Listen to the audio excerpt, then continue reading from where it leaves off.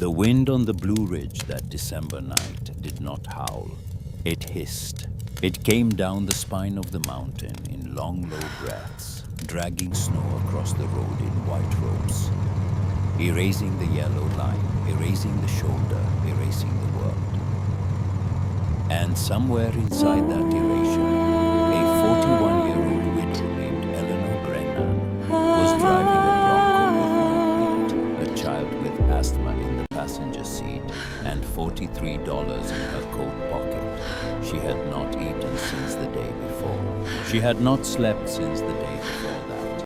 And when the headlights caught the iron gate of a lodge that had been empty for 16 years, she did the only thing a mother left in this world can do. She picked up a porch stone and broke the kitchen window. People in town would later say she was a thief. They would say she was a squatter. They would say, a woman like that with no husband and no address, and a child wrapped in a coat 3 sizes too big, had no business inside a house like the Hatcher place. But what none of them knew, not the sheriff, not the cousin, who came knocking with a lawyer, not even Eleanor herself, was that the lodge had been waiting for her. That somewhere upstairs, behind a panel in the attic, a woman named Margaret Hatcher had left a letter 16 winters ago that began with the words, "To the mother who finds her way to my door." Before we go any further into the snow with Eleanor and her daughter, I want to ask one small thing of you. If stories about quiet courage, about second chances, about the lights, people keep burning for the ones they love mean something to you, take a moment to subscribe and keep the lantern lit on this channel. Your presence here is what keeps these stories alive. Now let us return to the mountain. The Bronco's heater had given up somewhere past Marion. One long sigh from the dashboard, a smell like burnt thread, and then nothing but the rattle of the fan pushing cold air through colder vents. Eleanor had pulled over on the shoulder and held her hands against the vent like she was praying to it. Nothing. She had wrapped her daughter Maddie in the wool blanket from the back seat, then in her own coat, then in the flannel shirt that had been Tom's, the one she still slept in some nights, because it smelled faintly of cedar and motor oil, and the man who used to carry her up the stairs when she fell asleep on the couch. Tom had been gone 2 years that February. A beam at the mill, a moment of inattention, a phone call from a foreman who could not get the words out. After that came the hospital bills. They had not finished paying the house they could no longer afford. The slow, quiet shame of a woman packing her child's drawings into a cardboard box because the bank wanted the walls back. Now the snow came sideways across the windshield, and Maddie was wheezing in that small, polite way she had, as if she did not want to bother her mother with the fact that she could not breathe. Eleanor reached across the gear shift and put her palm on her daughter's chest. 7 years old, ribs like a sparrow's. The inhaler in the glove box was almost empty, and the pharmacy in Hollow Creek closed at 6, and it was nearly 9 now. And the only address Eleanor had in her head was her sister Ruth's house in Johnson City, Tennessee, 3 hours west on roads she could no longer see. Hold on, baby. Just a little farther. Mama's going to find us somewhere warm. The shortcut had been her own idea. A man at the gas station in Old Fort had drawn it for her on the back of a receipt, 3 lines and a circle, a forest road that cut through the ridge and saved an hour. The man had said, in good weather. Eleanor had heard saves an hour and stopped listening. Pride is what drives a woman to refuse her sister's loan and take a back road instead. Pride and the kind of exhaustion that makes every decision feel the same. She had been on the forest road 40 minutes when the snow began in earnest, and 20 more before she understood that there would be no turning around. The Bronco's tires found a patch of ice at the bottom of a long descent, and the rear end slid wide slow, almost graceful, into a drainage ditch lined with frozen ferns. The engine choked once and died. The headlights stayed on two yellow tunnels into the white. Maddie did not cry. That was the worst part. She just turned her head against the seat and whispered, "Are we lost, Mama and Eleanor?" Who had spent 2 years learning how to lie cheerfully to a child, could not find a single word that was not the truth. She killed the headlights to save the battery. The dark that came in was a living thing. She sat for a moment with her hands on the steering wheel and let herself feel it. Not panic. Something colder and quieter than panic.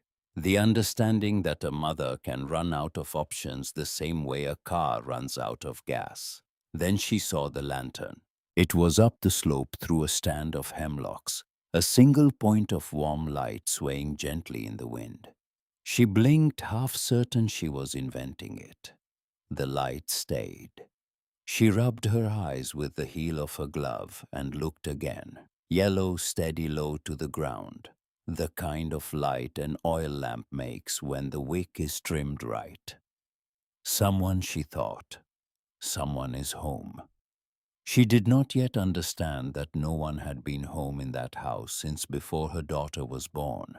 Getting Maddie out of the Bronco was a small war. Eleanor wrapped her in the blanket, then the coat, then her own scarf around the small face, until only the eyes showed. She lifted her surprised again at how little a child of 7 could weigh when she had been living on gas station crackers, and she pushed the door open against the wind. The cold did not bite, it chewed. It went through wool and denim and skin and found the bone underneath. Eleanor took one step, then another, and her boot broke through the crust of the snow up to the knee. 1 foot in front of the other, Eleanor Brennan, 1 foot in front of the other. That is all anybody has ever done. The path up to the lodge was buried, but the trees made an aisle of it, and the lantern at the top of the slope did not move. Twice she stopped to listen for her daughter's breathing under the scarf. Twice she heard it thin and stubborn. She climbed. The wind threw snow into the small of her back like a hand pushing her on. When she came clear of the hemlocks, the house rose up out of the storm so suddenly that she stopped where she stood. It was enormous. 3 stories of dark cedar and river stone. A wraparound porch under a thick frosting of snow. A roofline steep enough to shed any winter the mountain could throw at it. The windows were dark, every one of them. The lantern she had seen was hanging from an iron hook by the front door, swaying in the wind, its small flame impossibly alive against the white. There was no smoke from the chimney, no tracks on the porch steps, no car in the drive. Only the lantern, burning by itself as if someone had hung it there an hour ago and stepped inside to put the kettle on. Eleanor climbed the porch steps with her daughter on her hip, and she knocked. She knocked again. She tried the door and found it locked. She called out, her voice cracking the way a voice does when it has not been used kindly in a long time.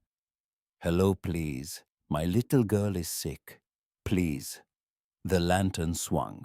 The wind answered. Nothing else did. She set Maddie down gently on the porch boards against the wall, where the wind could not reach her, and she walked the length of the porch checking windows. Every one was sealed. At the side of the house she found a smaller window above a kitchen sink, the glass old and thin, the sash painted shut. She picked up a river stone from a flower bed buried under snow. She weighed it in her hand. She thought of Tom, who had taught her to throw a baseball the summer she turned 30. "I am sorry," she whispered to no one. "I am sorry, but we are not going to die out here." The glass came apart with a sound like a small bell breaking. She knocked the remaining shards out with the stone, reached in carefully past the sharp edges, and turned the lock. The window slid up with the reluctance of a thing that had not moved in a long time. She climbed through, first dropped down onto a kitchen counter, then a tile floor, then turned and lifted her daughter through into the dark. Inside, the air was cold. Not the murderous cold of the road, but a stillness that had its own temperature, the cold of a house holding its breath. Eleanor stood in the dark kitchen with Maddie in her arms, and she listened. No furnace ticking, no clock, no refrigerator hum. The lodge was as silent as the inside of a closed book. She felt her way to a doorway and stepped into what had to be the great room, because her boots stopped echoing the way they had on tile and began to whisper on wood. She fished the small flashlight out of her coat pocket and clicked it on. The beam was thin and apologetic, but it caught what it needed to catch. A river-stone fireplace 2 stories tall with a deep iron grate and split logs already stacked in a wicker basket beside it. A leather sofa, draped with a wool throw the color of a robin's egg. A grandfather clock against the far wall hands stopped at 4:20. And on the long pine mantel, a row of framed photographs facing the room, as if they were watching her come in. She did not look at the photographs yet. She set Maddie on the sofa, peeled back the wet scarf, kissed her forehead, and went to work on the fire. There were long matches in a tin canister on the hearth. There was a folded county newspaper from 2008 in the kindling box, brittle as a leaf. She built the fire the way Tom had taught her, the way her own father had taught Tom, a small teepee of twigs over a nest of paper, 3 split logs leaning in like men around a barrel. She struck the match. The flame caught, it climbed. Within 10 minutes, the great room had a heart in it again. She wrapped her daughter in the wool throw and held her close on the hearthrug. Maddie's wheezing slowed. Her cheeks took on a color that was not quite color yet, but was no longer the gray Eleanor had been afraid of. Eleanor pressed her face into her daughter's hair and let herself shake for the first time in 3 days, quietly, the way a woman shakes when she does not want her child to know. We made it, sweetheart. We are inside. We are warm. It was only when Maddie's breathing went soft and even with sleep that Eleanor allowed herself to lift her head and really look at the room. The flashlight beam wandered. A tall bookshelf, hardcover spines, no dust shadows on the wood where books had been removed. A roll-top desk with a brass lamp. A child's wooden rocking horse in the corner. The kind that has been in a family long enough to be polished smooth by small hands. A wreath of dried laurel hanging in the archway. The ribbon brown but intact. None of it looked abandoned. All of it looked paused, as if the people who lived here had stepped out into the yard to call the dog in and had simply somehow never come back. She stood careful not to wake Maddie and walked into the kitchen with the flashlight. She had it in her head to find water to fill a pot, to put something warm into her daughter when she woke. The kitchen was big and old-fashioned. A farmhouse sink, a long pine table, copper pots hanging from a beam. She opened a cabinet looking for a glass. The first twist of the night was a small one, but it was the one that made Eleanor's hand stop in midair. On the shelf inside the cabinet sat a box of stick matches, the strike strip still raw and unworn, and a tin of powdered milk with a date of October of last year. Last year. Not 2008, not before her daughter was born. Last year. Eleanor stood with her flashlight on the matches, and she felt the back of her neck go cold in a way that the storm had not managed. Someone had been here. Someone came here. Not often, not last week, but within a season. Someone climbed these porch steps, unlocked these doors, and left these small ordinary things behind for whatever reason a person has. She set the matches down very carefully, as if they were something living. She walked to the great room, and she stood between the front door and her sleeping daughter. She looked at the door. She looked at the fire. She looked at the lantern outside the front window, still swaying, still burning. She crossed the room and she slid the iron deadbolt into place. Then she pulled an armchair slowly an inch at a time so the legs would not scrape, and she set it across the door. "If you come back tonight," she said to the empty house, "you will have to come through me." She did not sleep. She sat on the hearthrug with her back against the sofa and her daughter's small weight against her chest. And she watched the fire and the front door in turn. And the night went on and the wind went on. And at some point in the long hours before dawn, she found that she could not stop looking at the row of framed photographs on the mantel. She stood finally and went to them. She lifted the first frame down and held it under the flashlight. A summer photograph. 3 people on this very porch on a green afternoon, the lantern visible on its hook behind them. A man in his 50s with a gray beard and a hand on his wife's shoulder. The wife tall, broad-faced with a smile that took up the whole picture. And between them, on the porch steps, 2 children. A boy of about 10, dark hair, serious eyes, leaning back against his mother's knee. A girl smaller, maybe 4, in a yellow sundress, her hand reaching up to hold one of her father's fingers. Eleanor turned the frame over. On the back, in a careful round handwriting, someone had written, "Hatcher Family, July 2004. We keep the light on." She read the line twice. Then she read it a third time. "We keep the light on." The same words Tom used to say to her on nights he worked late at the mill.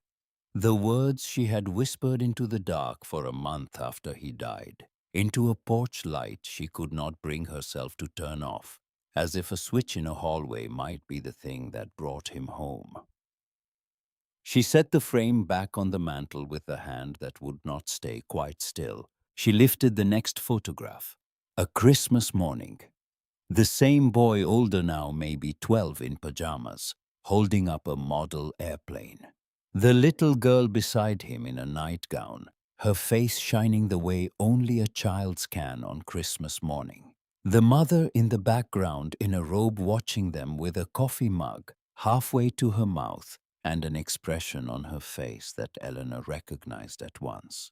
The expression of a woman who has waited a long time to be a mother and cannot quite believe, even now, that the children in front of her are hers. She did not know yet that the little girl in the yellow sundress would die in a winter storm 3 years later, because the road down the mountain was closed and her fever climbed faster than her parents could carry her.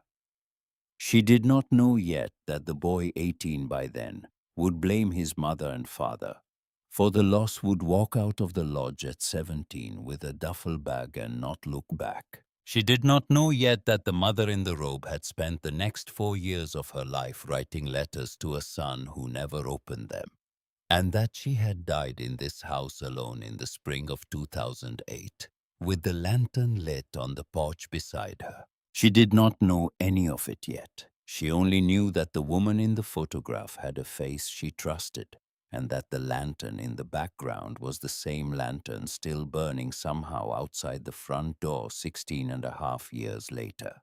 Eleanor was about to put the frame back when she heard the floorboard creak above her head. She froze.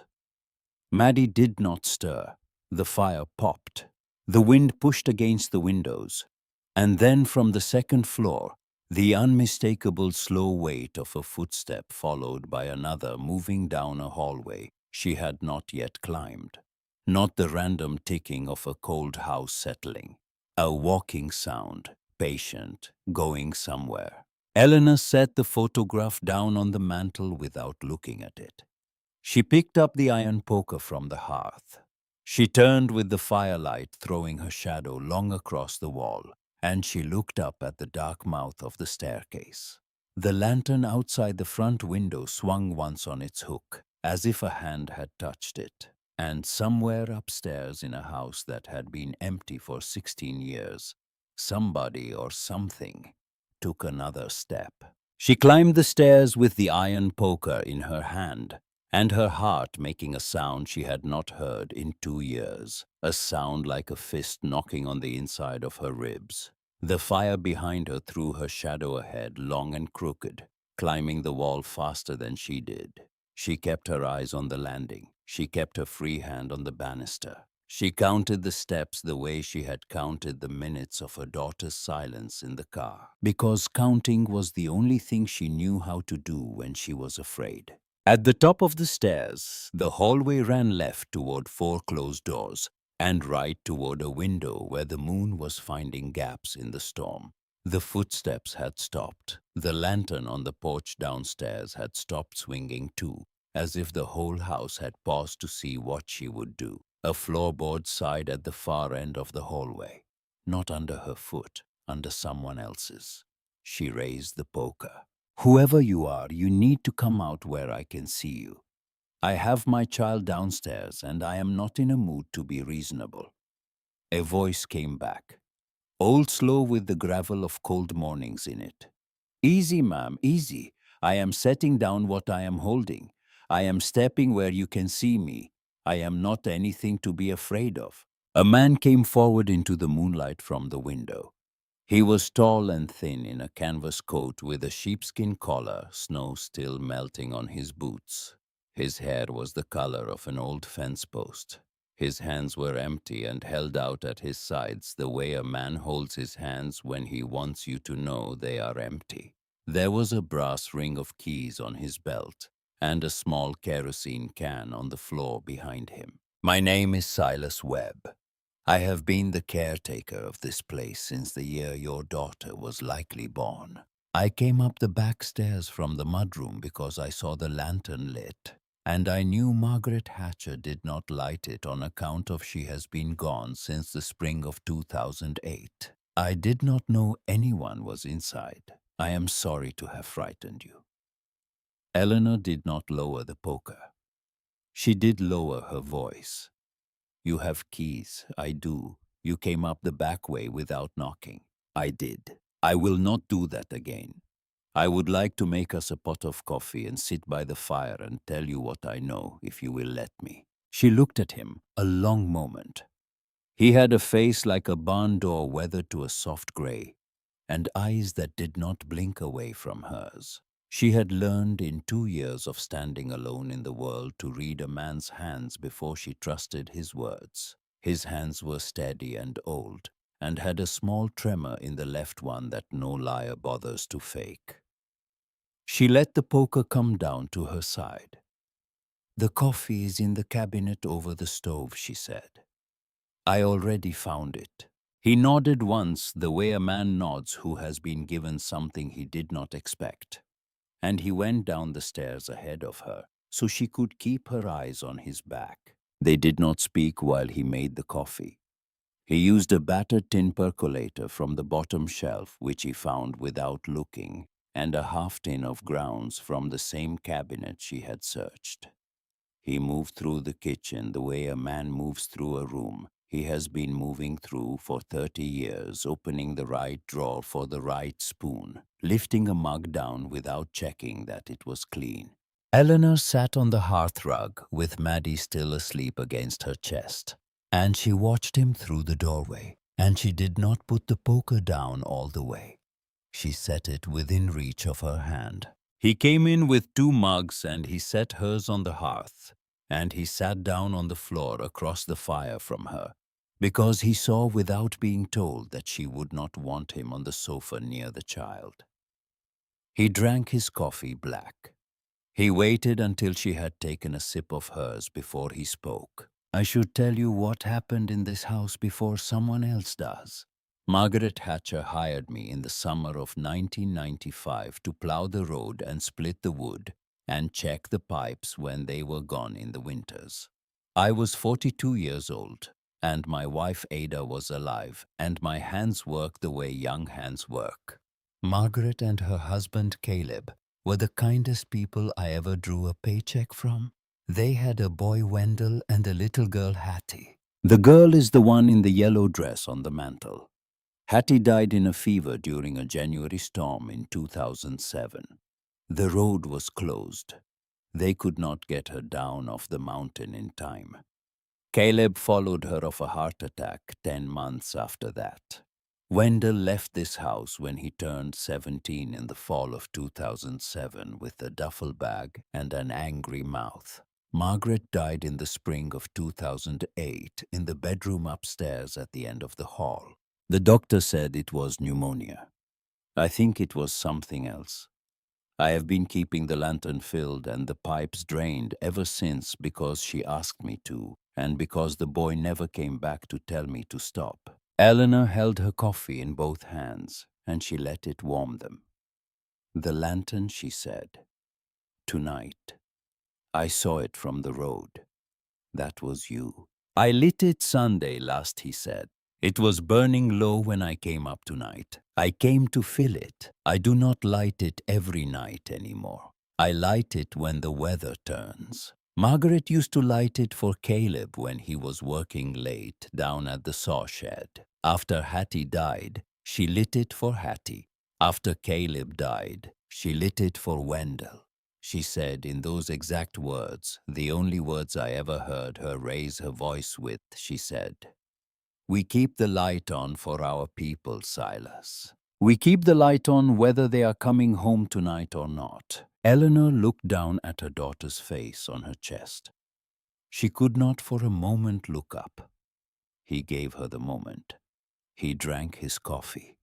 The fire shifted. When he spoke again, his voice was lower. "I am not going to ask you what road brought you here, ma'am. That is your business. I will tell you what I have already decided, since you ought to know where you stand with me. I am not calling the sheriff. I am not telling a soul in Hollow Creek. The pantry has tin goods in it that I rotate every spring. The propane in the kitchen is mine, refilled in October. There is a deer rifle in the mudroom closet that does not have a firing pin in it, in case you are wondering, because Margaret did not trust the thing. I will check on you tomorrow afternoon, and I will bring milk and a fresh box of cereal for the child if you tell me what kind she likes.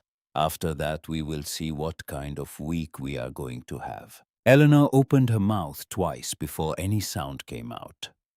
Why he looked into the fire. He took a long time. Because Margaret kept a light burning for 16 years, for a son who did not come home. And you walked up through the snow with a child on your hip, and you saw it and you came to the door. I do not know what that means. I am too old to pretend I know what anything means. But I know what it looks like, and it does not look like trespass to me. She did not cry. She had cried already this winter, and she was being careful with what was left. But something in her chest, something that had been held very tight for a long while, gave a little. She nodded once, and he nodded back, and that was the whole of their first agreement. He stood up to leave a little before the sky began to gray. He stopped at the door with his hand on the knob. "The child has the asthma," he said. It was not a question. I heard her breathing from the top of the stairs. There is a humidifier in the hall closet upstairs. Margaret bought it for Hattie. It still works. Run it tonight near where the little one is sleeping. I will bring a fresh filter tomorrow." He was gone before she could thank him. The next 2 days, Eleanor learned that a woman alone with a sick child in a house she did not own makes mistakes.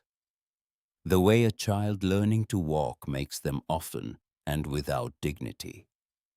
She flooded the wood stove on the first morning, trying to be generous with the kindling, and the great room filled with smoke, until she opened every window on the ground floor and stood in her coat in the snow, holding her coughing daughter and laughing in a way that was not quite laughing. She tried to thaw the kitchen pipes by running the gas burner under them, and she scorched the underside of the sink before she remembered that Tom would have told her to use a hairdryer if she had one, or a hot rag if she did not. She melted snow in a stock pot for washing water and forgot it on the stove and boiled it down to a hard white ring she had to chisel out with a butter knife. Every failure she met with a small private grimace, and then a small private steadying breath, and then the next thing. She had been failing in front of no one but herself for 2 years. The house at least did not judge her. Silas came in the afternoons. He did not announce himself with theory. He brought a humidifier filter on Tuesday and showed Maddie how to fill the reservoir. And Maddie, who had not spoken to a man older than 30 since her father died, watched him pour the water with the seriousness of a small surgeon. On Wednesday, he brought a chimney brush and let Eleanor do the work of running it up the flue while he held the ladder. He said almost nothing. He corrected her once, when she was about to put green pine in the stove, and his correction was the single word. No, spoken gently, the way a man says no to a horse he respects. He told her one thing about himself that she did not ask for on the third afternoon while they were stacking split logs on the side porch. My Ada died in the May of 2013, 12 years now. I have a porch light on a timer at my cabin half a mile east of here. It comes on at dusk and goes off at dawn. I have not changed the bulb out for anything but the same kind it was when she put it in. I am not telling you that to compare. I am telling you because you saw the lantern from the road and you came up the slope, and I want you to know that I know what a light like that is for. She did not answer him. She handed him another log. On Thursday morning, a paper bag appeared on the front porch. There was no note. Inside was a wool sweater, sized for a child of about 6 or 7, hand-knit in a soft cream color. The cuff slightly worn the way a sweater's cuffs are worn when it has been loved by another child first. There was also a glass jar of apple butter with a date on the lid in pencil from October, and a half-pound of bacon wrapped in butcher paper, and a small tin of cocoa. Eleanor stood on the porch with the bag in her hands, and she looked down at the snow. There were no fresh tracks. Either someone had come before dawn, or someone had come on foot through the trees the way Silas came. She did not think it was Silas. The handwriting on the apple butter was a woman's. She set the sweater on Maddie that afternoon. It fit as if it had been made for her. Maddie touched the cuffs and said quietly, in the way she had begun to say things quietly in this house, as if she were inside a chapel, "Mama, somebody is being kind to us." Eleanor sat down on the floor and pulled her daughter into her lap, and she said, "I know, sweetheart, I know." She did not yet know that Ruth May Pickett, who had run the small grocery in Hollow Creek for 41 years, had heard a rumor from Silas about a woman and a child at the Hatcher place, and had walked her old cousin's basket up the mountain at 4 in the morning, because she remembered being 23 and broke and pregnant and standing in a doorway in a snowstorm, with nothing to give her own baby but the empty pockets of her coat. Eleanor began in the slow hours of those afternoons to read. There was a leather-bound notebook on the roll-top desk in the great room. Margaret Hatcher's handwriting was on the first page in the same round, careful hand from the back of the photograph. Eleanor had not opened it before, because opening it had felt like reading another woman's mail. On the third evening, with Maddie asleep in the chair beside her, and a fire low in the grate, she opened it. She did not read straight through. She read pieces. Christmas of 2005. Caleb building a sled for Wendell from oak scraps and a pair of old skis. A page about Hattie learning to say lantern before she could say her own name. A page about an argument with Wendell at 14 over a dog the boy had wanted and Caleb had refused. The first time Margaret used the phrase, "I am not his by blood, but I am his by every other thing." Eleanor read it twice and then a third time, and she felt a cold thing turn over in her chest. She turned to the back of the notebook. The last entries were the ones she could not stop reading. March of 2007. The boy will not look at me. He sat at the table tonight and would not eat. He says I should have driven Hattie down myself. He is 15 years old and he is carrying her death on his back like a stone, and I do not know how to lift it off him. Caleb says, give him time.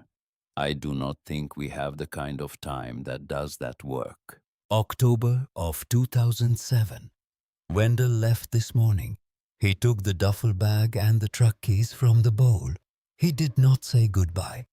He took the photograph of Hattie from his nightstand and he left the one of me. I sat on the porch all day. I lit the lantern at 4 o'clock instead of dusk. February of 2008. I have written him 11 letters at the address Caleb's brother gave me in Asheville. None has come back, which I am choosing to read as a sign that they are arriving. He is not opening them. I will keep writing them. I'm not his by blood. I am his by every other thing. I knew that the morning a young woman put him in my arms in a church basement in Asheville on a Tuesday in October of 1990. I will know it the day I die. The boy may not believe it now. He will believe it later. I am going to leave this house standing for him. I am going to leave the lantern where he can see it from the road. Eleanor closed the notebook and she pressed her hand against the cover and she sat for a long time without moving. The boy in the photograph on the mantel was not Margaret's by blood. He had walked out of this house at 17 because he believed his parents had let his little sister die and he had not come back. And his mother had spent the 4 years she had left writing letters into a silence and lighting a lantern into a dark. The fortune in the attic, the lodge itself. All of it had been kept warm for a son who did not know he had been kept warm. She did not move from the chair until the fire had burned almost to coals. The truck came up the drive on Sunday morning in the kind of low gray light that comes after a storm has emptied itself. Eleanor was at the kitchen window with her hands in a dishpan when she heard the engine. She wiped her hands on a towel and went to the front room and stood at the side of the window and looked out through the curtain. A black pickup, older, mud on the wheel wells. A man got out of the driver's seat and stood by the open door for a long minute looking at the porch. He was tall. He had a dark wool coat and his hair was cut close. He did not look at the house the way a stranger looks at a house. He looked at it the way a man looks at a place he used to know. He came up the porch steps slowly. He stopped at the top and he put a gloved hand on the iron hook where the lantern hung. He did not knock. He stood for a long moment with his hand on the hook, and Eleanor saw even through the curtain the way his shoulders moved once and went still. Then he knocked. She opened the door because there was nothing else to do. He looked at her without surprise, which told her that someone in town had told him she was here. He looked past her into the great room at the fire and at the small girl asleep on the sofa, and his face did something that Eleanor would think about for a long time afterward. It collapsed and then rebuilt itself in the space of a breath. "My name is Wendell Hatcher," he said. "I grew up in this house. I have not been inside it in 18 years. A man named Silas Webb called me on Friday and said there was a woman and a child here who had not stolen anything and that I should come up. I would like to come in if you will let me." She stepped back from the door.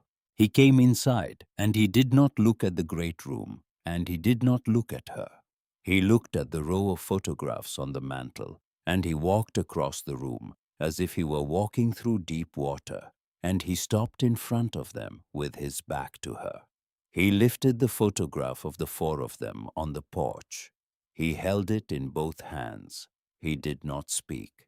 After a long while he set it down, and he walked without asking, and without seeming to need to ask, down the hallway and up the stairs to the second floor. Eleanor heard the door of the little room at the end of the hall open. She heard the floor creak under his weight. She heard nothing else for almost an hour. When he came back down the stairs, he was carrying the carved wooden music box from the floor of Hattie's room. He sat down on the hearth across from her sleeping daughter. He turned the small brass key. The first notes of Shenandoah came out into the room thin and clear. He bent his head over the box and he wept with the long, hard, quiet weeping of a man who has not allowed himself the privilege of weeping since he was a boy. And Eleanor sat across from him, and she did not look away, and she did not speak because there was nothing in her 2 years of widowhood that had taught her anything, but that the only kindness you can offer a man at the bottom of a grief is the kindness of staying in the room. The music box ran down. He wiped his face with the back of his hand. He did not look at her when he spoke. I told myself I would come up here, take what was mine, and have it sold by spring. I told myself I would not feel a thing. She said, I know. I do not know what I am doing here. She said, I do not think you came up here for what is in the attic. He looked at her then for the first time since he had walked through the door. He did not answer her. He did not have to. It was at that moment that the second vehicle came up the drive. This one was a clean silver sedan. It did not belong on this road. The man who got out of the passenger seat was wearing a charcoal suit under his overcoat and carrying a leather case. The man who got out of the driver's seat was 45 or 50, soft in the middle, with a face that looked like Wendell's face if you took the bones out of it. He stood in the drive and looked up at the porch with the satisfied expression of a man who has driven a long way and arrived exactly on schedule. Wendell stood up from the hearth. He set the music box gently on the mantel next to the photograph of his sister. He went to the window. He looked out for a long moment. When he turned back to Eleanor, his face had gone the color of wet ash. That is my cousin Royce, he said. I have not seen him since my mother's funeral. The man with him is a lawyer. I do not know yet what he is here to do, but I know my cousin Royce, and he did not drive up a mountain in February to pay his respects. The knock at the door came hard and twice the way a man knocks who is sure the door will be opened. Wendell did not move toward it. Eleanor did not move toward it. Upstairs in the small room at the end of the hall, the wind nudged a loose pane and the carved wooden horse on the dresser rocked once on its painted runners, and the lantern outside the front door, which Silas Webb had filled at dawn, burned on into the gray morning, steady and small and stubborn, the way it had burned for 16 winters before anyone in this story had thought to come looking for it. Royce Hatcher did not wait to be invited. He pushed the door open. The way a man pushes a door he believes he has a right to push, and he stepped into the great room with the lawyer behind him and a manila folder under his arm. He stopped 2 steps inside and he looked around, the way a man looks around a room he is preparing to inventory. Wendell, cousin, you are looking thin. This must be the lady from Old Fort the sheriff was telling me about. Wendell did not move from the mantel. He said, You did not call. I did not need to call. This is family business and I am family. I drove up to spare you a courtroom.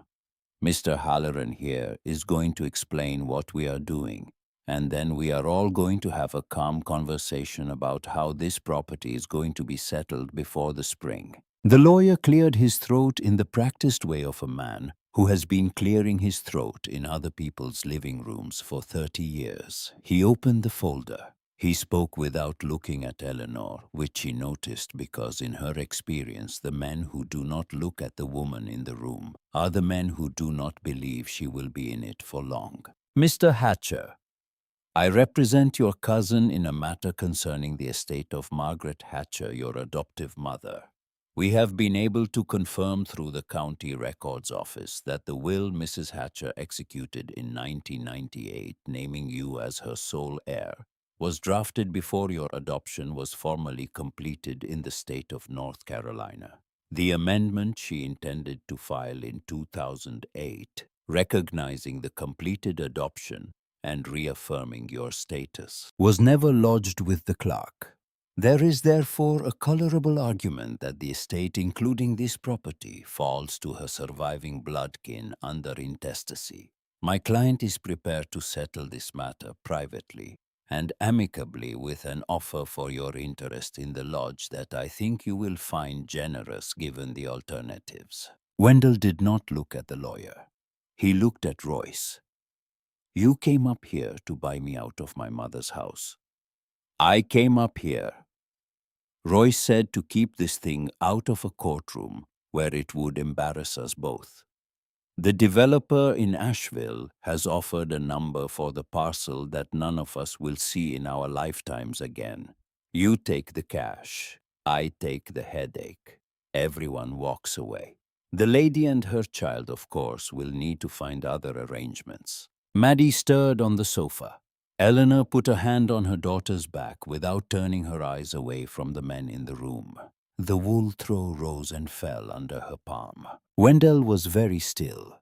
Eleanor had seen in 2 years of being a widow in waiting rooms and government offices the exact stillness of a man who is deciding whether to rake something he cannot afford to break.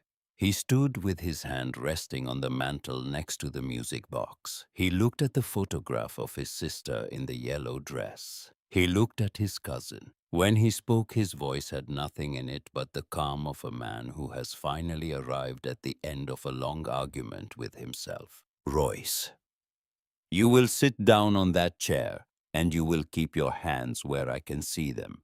Mr. Halloran, you will set that folder on the table and you will not pick it up again until I tell you.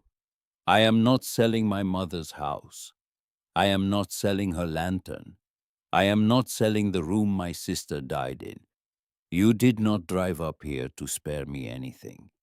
You drove up here because you thought I would still be the boy who walked out of this house at 17. I am not that boy. He has been dead a long time. I am only sorry it took me until this morning to bury him. Royce smiled the way a man smiles when he is changing strategies in his head. Cousin, this is sentiment. Sentiment is expensive. The amendment was never filed. You can shout at me in this room all you like. You cannot shout at the statute. It was at that moment that Silas Webb came in through the front door without knocking. He had a satchel over his shoulder, and snow on the shoulders of his canvas coat, and the same calm in his face he had carried up the back stairs 5 nights before. He did not greet Royce. He did not greet the lawyer. He walked past them as if they were furniture, and he set the satchel on the long pine table, and he opened it, and he took out a brown envelope sealed with brittle wax. The wax cracked along one edge with the patience of 16 winters. Margaret gave this to me on the 17th of April in 2008, he said. He said it to the room, but he was looking at Wendell. She told me to keep it in the locked drawer of my kitchen desk. She told me not to bring it out for any sheriff or any cousin or any letter that came in the mail. She told me to bring it out on the day a person came to this house who would light the lantern without being asked. I have been waiting for that person for 16 winters. I was beginning to think Margaret had been wrong, which she usually was not. 5 nights ago, a woman I had never seen before walked up out of a storm with a child on her hip, and she lit the wick I had let go almost dark, and she did not know she was doing it, and she did not know why. So this morning I drove down to my cabin, and I took this envelope out of the drawer, and I brought it here because Margaret was not wrong. He set the envelope on the table in front of the lawyer. He stepped back. The lawyer looked at the envelope the way a man looks at a snake that has come out from under a porch he believed was safe. He looked at Royce. Royce did not look back at him. The lawyer broke the wax with his thumbnail. Inside was a single document of 3 pages typed on the heavy paper. A notary uses signed in the round, careful handwriting Eleanor had been reading by firelight for 3 nights, and notarized by the seal of a clerk in the small town of Spruce Pine on the 18th of March 2008. It was a properly executed codicil to the will of Margaret Hatcher. It named her son Wendell, by adoption finalized in the autumn of 1990, as her sole and unconditional heir to all real and personal property, including the lodge on the parcel known in the county records as the Hatcher Tract.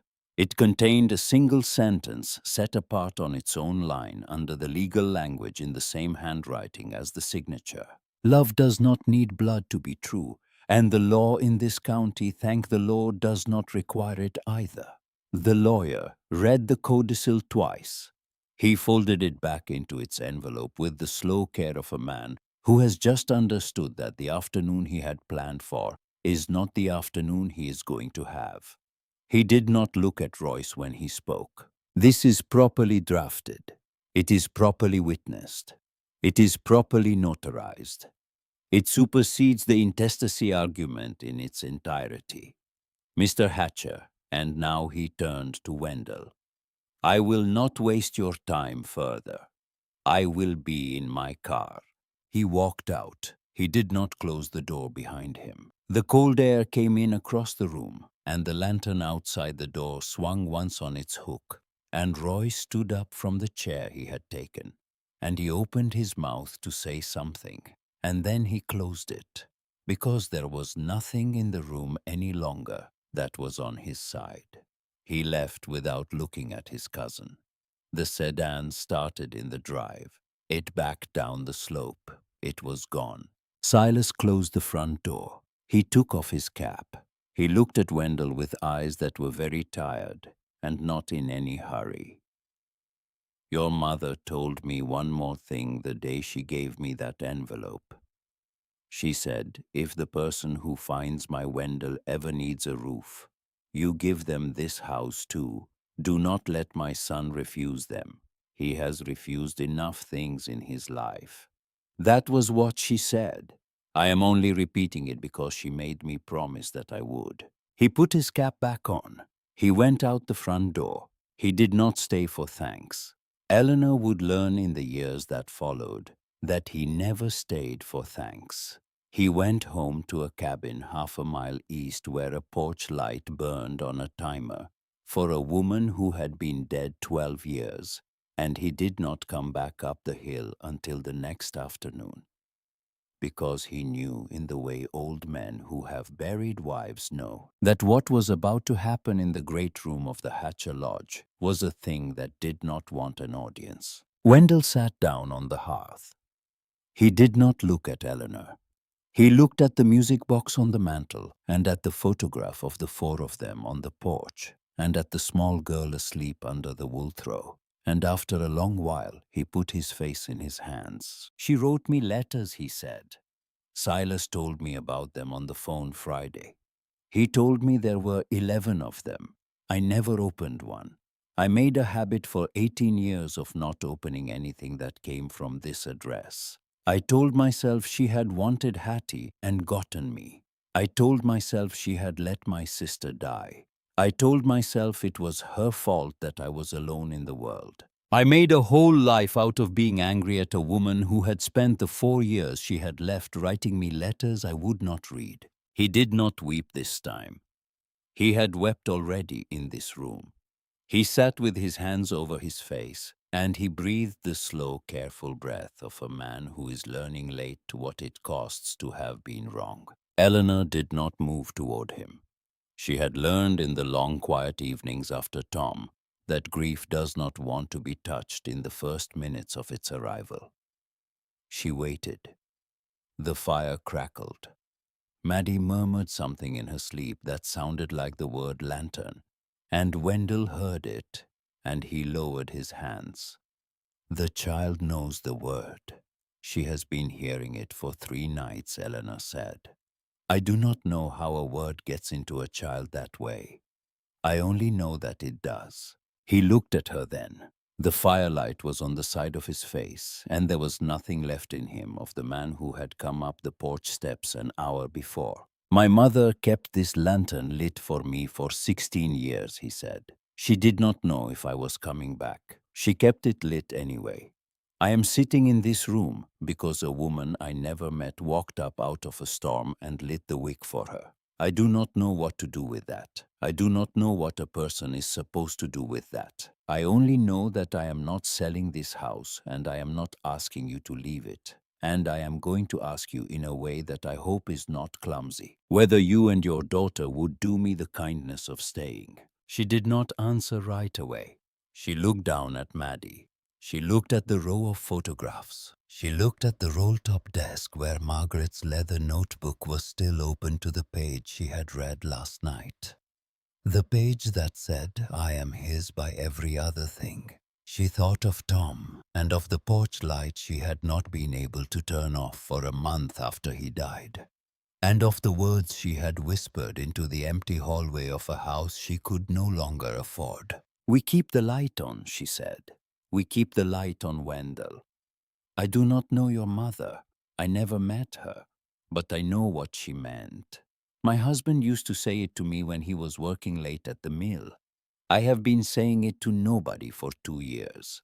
I think I would like to say it to somebody again." He nodded once slowly.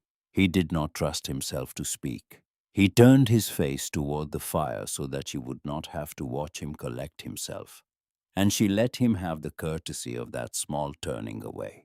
That night, after Wendell had gone down the mountain to a motel in Hollow Creek, because he was not yet ready to sleep upstairs, Eleanor went back to the roll-top desk.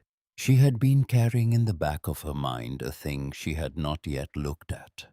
On the bottom shelf of the desk under Margaret's notebook, she had seen a small envelope she had not opened, sealed in the same brittle wax as the codicil. It had her own name on it. It did not have her own name on it. It had no name on it at all.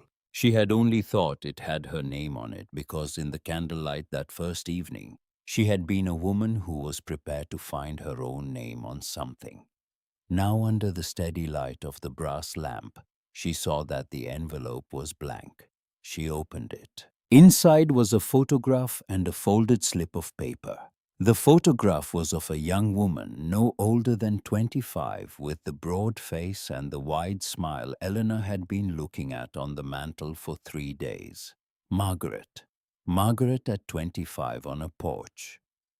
Eleanor did not recognize sitting on a wooden bench in the autumn light, with a tiny infant in her arms wrapped in a white blanket. The baby was hours old. Margaret was looking down at the baby with the particular astonishment of a woman who has waited a long time to be a mother and cannot quite yet believe that the child is hers. On the back of the photograph, in the round, careful handwriting, was written, "The morning a young woman put my son into my arms in a church basement in Asheville. The morning I learned that families are passed from one pair of arms to another in the dark. The morning I became somebody's mother for the first time. October the 9th, 1990. Eleanor sat down in the desk chair.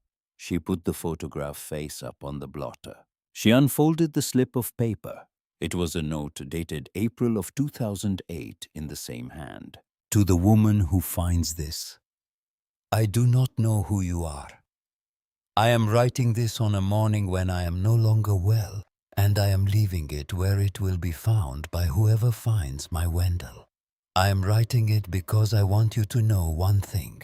I was not born a mother. A young woman in a church basement in Asheville handed me a baby on a Tuesday in October when I was 31 years old, and I became one. Families are handed from one pair of hands to another. They are not made any other way. If you are reading this, then a pair of hands has reached toward you in the dark. And you have reached back and you have brought a child of your own into the room where my children grew up. That is the only legacy I have ever cared about. Keep the lantern lit. That is all I will ask of you. The rest of the house is yours." Eleanor sat at the desk for a long time. The fire in the great room had burned low.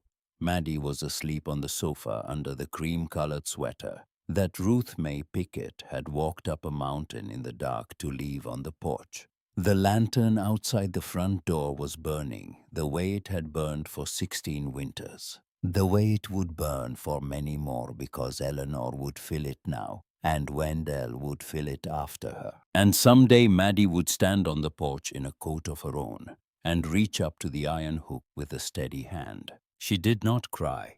She had spent the last of that on the staircase the first night.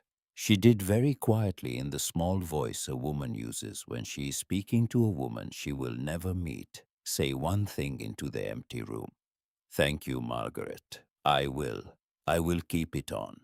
By the time the dogwoods bloomed along the drive that spring, the snow was gone from the porch, and the mud was gone from the road. And Silas Webb had taught Maddie the names of 3 kinds of moss on the stones behind the lodge. Wendell had moved his things up from Asheville. He took the small room at the end of the hall, his own old room, and he repainted it the color of a summer sky, and he put the music box on the dresser where Hattie's used to be. He worked in the long blue evenings on the steps of the back porch where one of the boards had rotted. Eleanor learned that he hummed when he worked.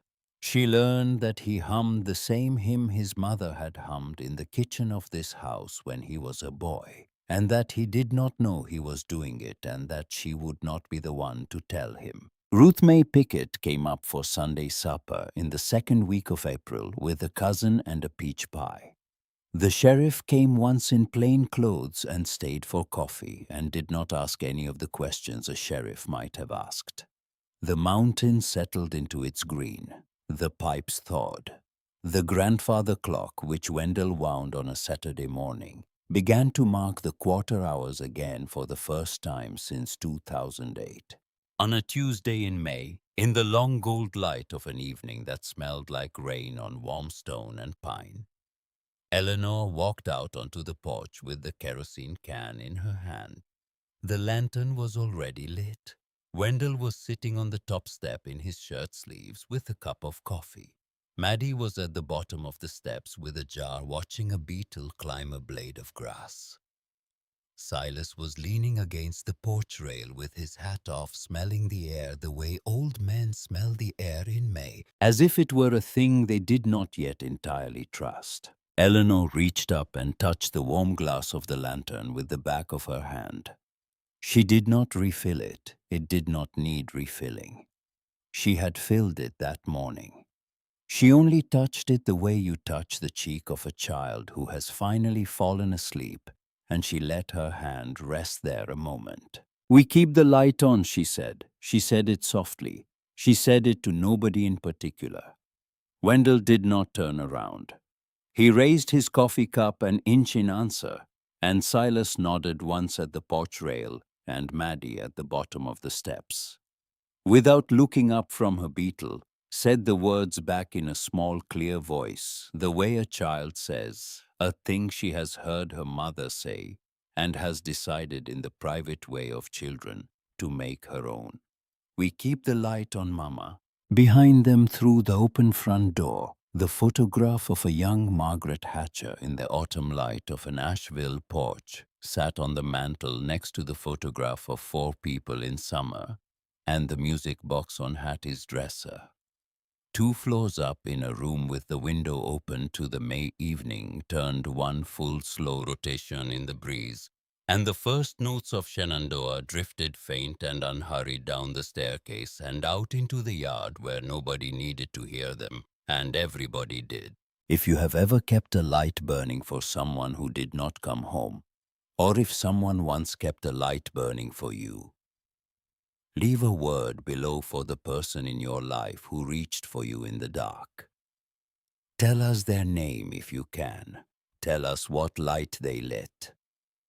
The next person who reads it may be standing tonight at the bottom of a long slope looking up through the trees for a single warm point of yellow, and your few words may be the wick that they find. Good night and rest well, and keep your lantern lit.